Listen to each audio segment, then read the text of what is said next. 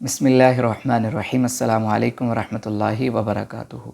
नाज़रीन, आज की इस वीडियो के अंदर हम जो है वो बजट के हवाले से बात करेंगे कि डेली बेसिस के अंदर हमारा जो इस्तेमाल होने वाला बजट है उसको हम किस तरह मेंटेन जो है वो कर सकते हैं। एक मिसाल के थ्रू हम एक ट्रिक सा देखेंगे कि किस तरह हम डेली बेसिस के अंदर जो बजट है उसको मेंटेन कर सकते हैं।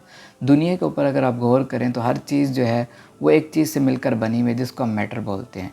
यानी हर चीज़ जो है वो मैटर कहलाती है। मैटर के बारे में हम कहते हैं कि मैटर हर उस चीज़ को बोलते हैं जो वज़न रखती है या जगह घेरती है।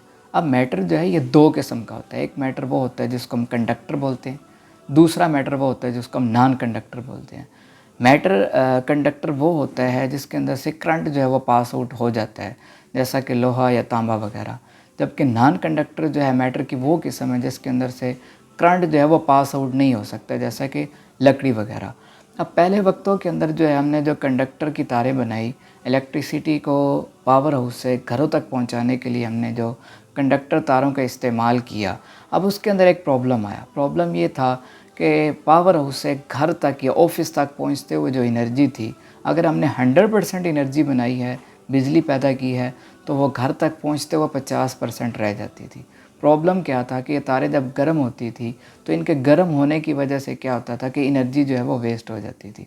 अब ये एक बहुत बड़ा जो है वो इलेक्ट्रिसिटी के लिए या इलेक्ट्रिसिटी का एक बहुत बड़ा इशू था, बहुत बड़ा प्रॉब्लम था। अब 1911 के अंदर एक साइंटिस्ट H.K. होन जो है उसने इस प्रॉब्लम का जो है सोल्यूशन दिया।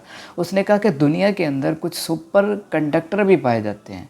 उनकी नेचर ऐसी होती है कि वो सुपर कंडक्टर होते हैं। अब सुपर कंडक्टर क्या चीज़ होती है? सुपर कंडक्टर जो है, आप इसको ये समझ लें कि उसका टेम्परेचर अगर हाई भी हो जाता है, बहुत ज़्यादा टेम्परेचर भी हो जाता है, तो एक स्पेसिफ़िक टेम्परेचर पर जाकर अपने आप को एब्सोल्यूट ज़ीरो के ऊपर ले जाते थे, एब्सोल्यूट ज़ीरो की सतह के ऊपर ले जाते थे। आसान लफ्ज़ों के अंदर आप इसको ये समझ सकते हैं कि इसके अंदर क्या होता था कि जो एनर्जी, जो बिजली आपने पैदा की है, वो पावर हाउस से अगर 100% पैदा हुई है तो हमारे घरों तक भी वो क्या होती थी, 100 की 100% ही जो है वो पहुंचती थी। इस प्रोसेस को या इस फेनोमेना को जो है हम सुपर कंडक्टिविटी का जो है वो नाम देते हैं। अब ये दोनों मिसालों को अगर सामने रखते हुए अगर हम डेली बेसिस का अपना बजट सोचें, अगर हमारे पास बजट कम है, हमारे पास आमदनी कम है, रिसोर्सेज कम है, हमारी आमदनी नहीं बढ़ रही, हमारे रिसोर्सेज नहीं बढ़ रहे, लेकिन एक ऑप्शन हमारे पास मौजूद है, वो ये है कि हम चीज़ों को मेंटेन करें, अपने जो डेली बेसिस का यूज़ है उसको मिनिमाइज़ करें, कम से कम करें। जो फ़जूल चीज़ें हैं, जो हमारे इस्तेमाल की चीज़ें नहीं हैं, गैर ज़रूरी अशिया है, उनकी ख़रीदो फ़रोख्त जो है उनको हम क्या करें, फ़ौरी तौर पर स्किप कर दें या छोड़ दें। इससे क्या होगा, हमारी आमदनी जो है वो ख़ुद ब खुद बढ़ना शुरू हो जाएगी।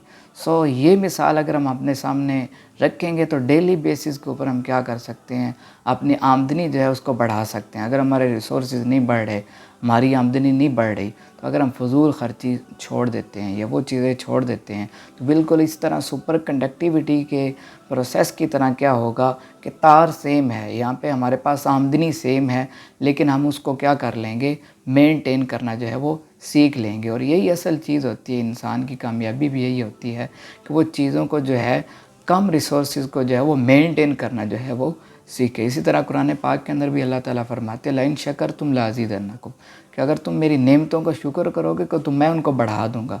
हमारे पास जितने रिसोर्सेज मौजूद हैं, हमें चाहिए कि हम उन्हीं रिसोर्सेज के अंदर अल्लाह का शुक्र अदा करें और उनको मेंटेन करने की जो है वो कोशिश करें। बहुत शुक्रिया। अस्सलामु अलैकुम वरहमतुल्लाह।